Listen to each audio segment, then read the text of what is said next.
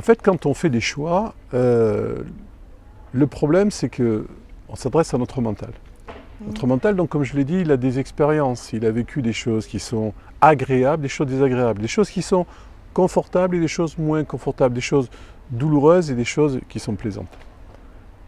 Quand on va devoir faire un choix, qu'est-ce qu'on va faire? On va effectivement faire appel automatiquement à ces expériences.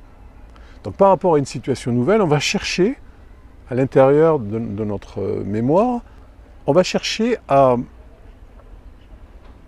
collecter des expériences qui nous permettent de valider un choix ou un autre. Le problème, c'est que lorsqu'on est face à un choix, chaque situation, chaque personne, chaque instant est en soi différent. Donc ça veut dire que lorsqu'on va chercher à appliquer dans un moment, un nouveau moment, à partir de maintenant, aujourd'hui on fait quelque chose, et dans cet instant, je veux appliquer toutes mes expériences, je vais essayer de collecter tout mon passé, je vais avoir du mal à le faire avec uniquement mon mental. Donc moi je sais que pendant longtemps j'ai eu des problèmes en ce qui concerne mes choix. Le modèle qui m'était offert, ou la méthode qui m'était offerte, ne me convenait pas. Et j'ai découvert plus tard qu'effectivement, les choix que j'avais à faire, effectivement, ne devaient pas s'articuler de la façon qui était celle convenue aujourd'hui.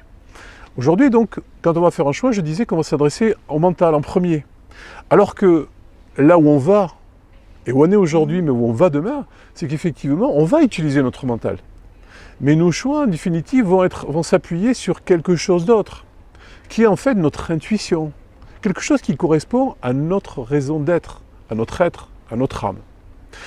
Et le mental, lui, va nous permettre de pouvoir articuler l'action qu'on va mettre en place.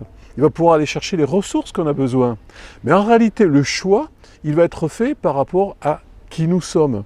C'est ça qui est important. Donc lorsque vous êtes dans le doute, c'est qu'effectivement, vous essayez de chercher dans votre esprit ces expériences.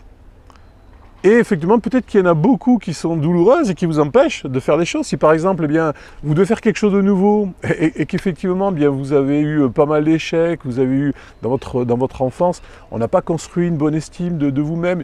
Si tous ces éléments sont là, vous allez avoir du mal à faire un choix. D'accord? Parce que le doute va être présent. Alors que ce qui est nécessaire aujourd'hui, c'est de pouvoir nettoyer tout ça, de façon à ce que le choix ne soit pas fait par votre mental, mais par votre être.